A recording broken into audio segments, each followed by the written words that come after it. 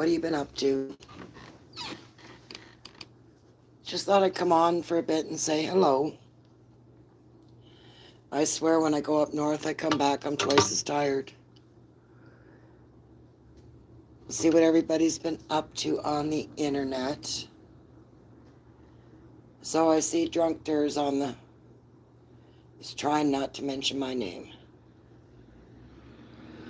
Well, good. Glad to hear it. Do I think she'll be able to do it? Absolutely. There's no way that she will be able not to talk about me. But anyway, wish her luck. So speaking of the internet,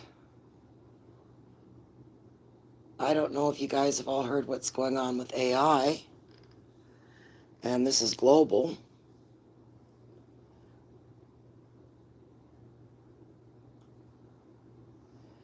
They're looking at making it so that you have to give facial recognition. I don't know how I feel about that. I've never really looked into that, but I'm going to. On one hand, I think it's good. And on the other hand, I think, Jesus. The reason they're using it is because of teenagers.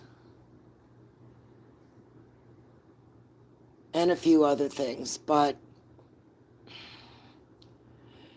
you know, you might start off by saying that's going to be a good thing. But then when you start thinking into it a little bit, you think, well, maybe not. Because that's going to turn into, you can't log onto your computer without facial recognition. You can't log onto your bank accounts without it.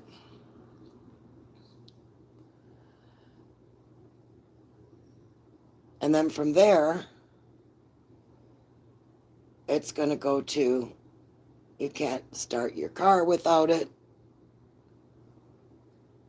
So if you're late on an insurance payment, or a few days even, you'll go to use your car and you won't be able to get into it.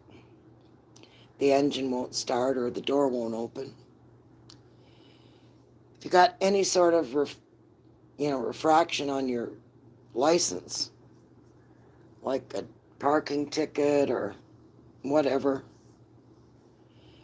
they'll just kill switch. They'll just shut your vehicle right down.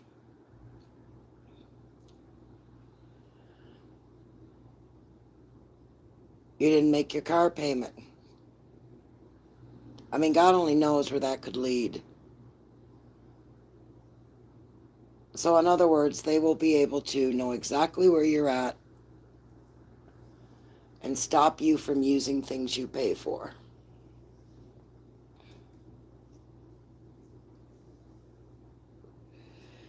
You know, I always thought it was ironic that they drinking drunk drivers. I mean, statistics show that drunk drivers are usually repeat offenders. It's hard to get a drunk driver to stop drunk driving.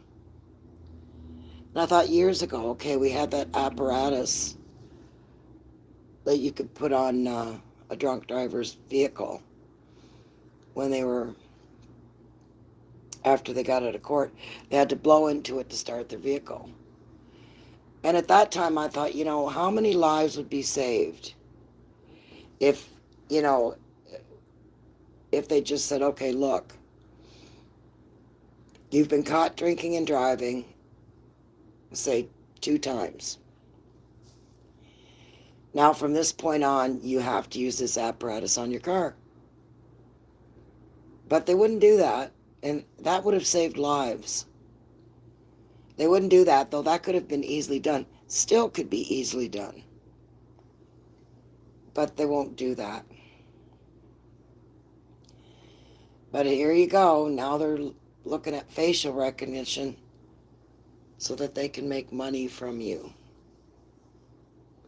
so that all these companies and these big corporations can make money from you. Because when you can't get into your vehicle, then you're going to have to find a way to scoop some money together and make your payment. And then you're going to have to find a way to make your payment. You could miss a day at work, but these big corporations are going to be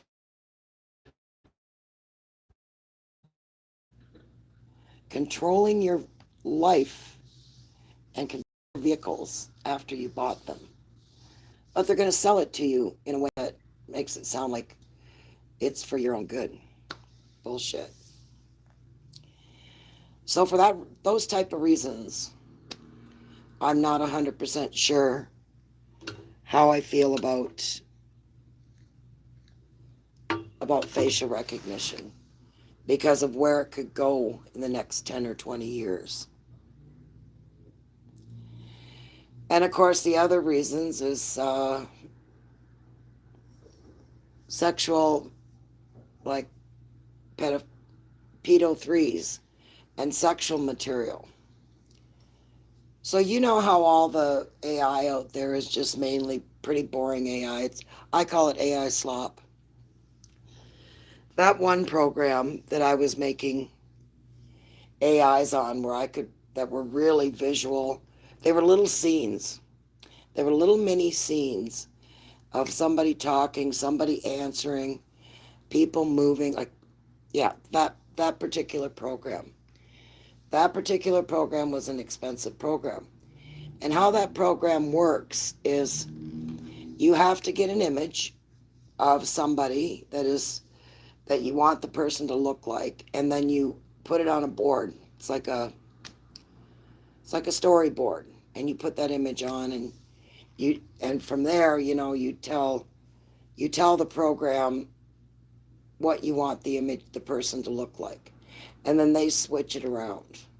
Yeah, but AI will switch it up. Then you have to work with parameters to tell so like let's say I was doing one on drunk term. I would have to find an image of her that was similar to her, and do her, say, sitting on her bike, and then find an image of a bicycle and put her sitting on the bicycle. Tell my AI that I wanted that done. Then I could add an image of another person and even a third person. And then from there I could tell each one of those images what to say, and I would work in parameters to make them move.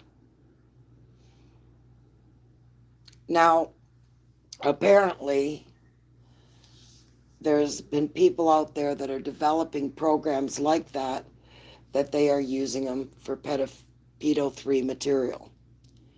Meaning they are grabbing, and I'm telling you this because I did it, they are grabbing pictures of your family, your children, babies, you name it.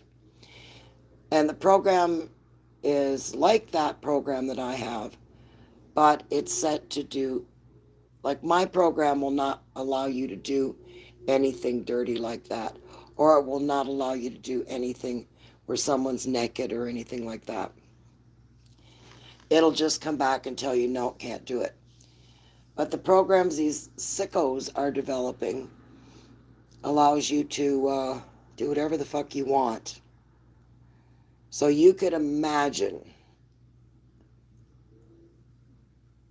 what some sicko out there for a certain amount of money can say, hey, I want this person, I want them to look like this, here's a picture of me, and I want them doing this to me, or I want to be doing this to them. And there's no age limit on this. Kids, cats, dogs, and for a price, they will do it. And that is already started. So we were talking about it at work last week. We're going to, we decided to take all images down about our families because There's no more images are going up. What we have, we're going to put on lockdown.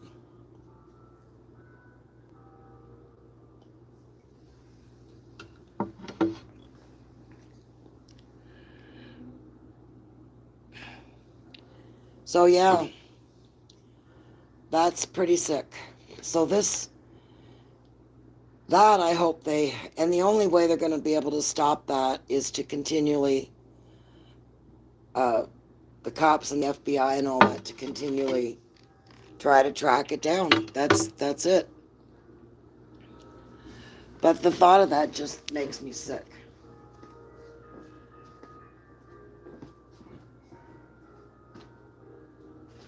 And I don't think there's anything really illegal if it's adults. But if you're a program developer and you can program an adult's, a porno, small little mini porno of adults, then you can do it using anybody. Any image you want. And that to me is very, very scary. Now,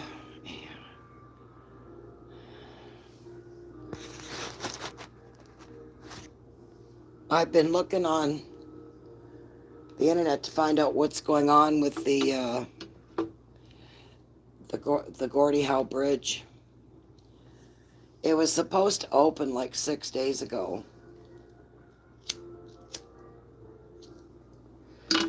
Canada paid for that bridge. That bridge was agreed upon years ago. It's went through what? 3 presidents? 3 presidents. And it's been in the works. There is no technical issues, nothing. The only reason that bridge is not open is due to Trump.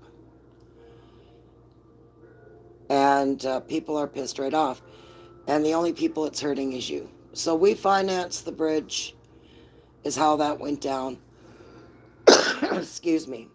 The United States was supposed to pay us back their share through the tolls. And it was very advantageous to keeping General Motors and trucking, shipping lanes open and everything else. And Trump has stuck his fat old ass into it. And he keeps delaying it. Unbelievable. That man tries to destroy everything he can. It's never ending with him. Anything that people want or enjoy, that man tries to destroy.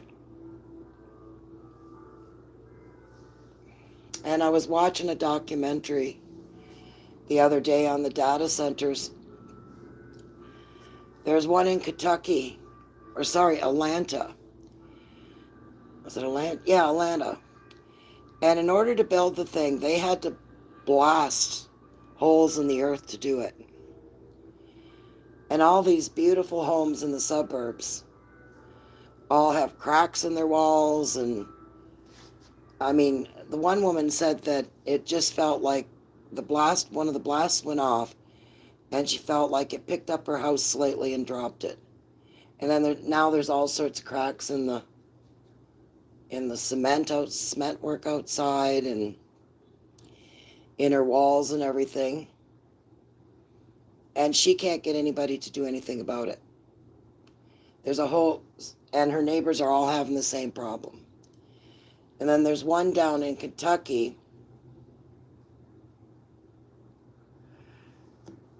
where, now these homes are $1 million homes, like $1 million, picture perfect, tons of acreage, beautiful green, rolling hills homes that people live in. Like these are, $3-4 million homes. And it's funny, when you're on the ground, you can't see the data centers nowhere. It just looks beautiful. But then when you're on the ground, but then when you put the drones in the air, you can see the big data centers they're building. And whatever they've done, it's completely destroyed the water in the area. The water is coming out brown with some sort of black sediment at the bottom.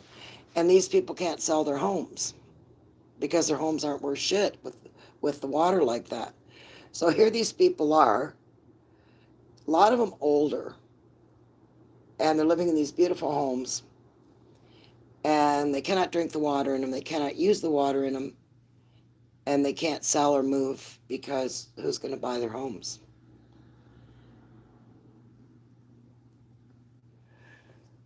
And they are just because Trump removed all the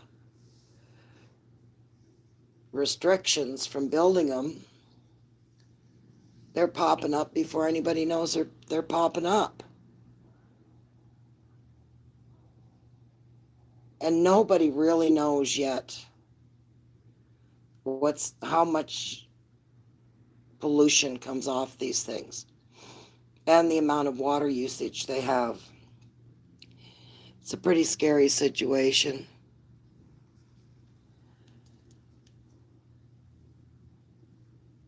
So that's all I seen on the news. Now this week down here, I don't have a lot to do. I'm just going to hang out and have some fun. Still working.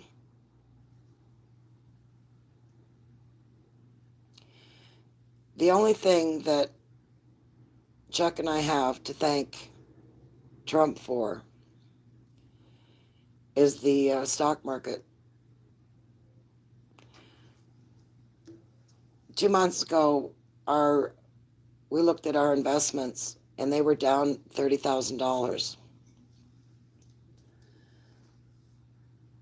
Within the last week, that slowly recouped. So it got back up to what it was. But in 1 week here recently, we made $11,000. We couldn't believe it. That's the most our investments have ever made since Chuck retired and we put everything we had into it.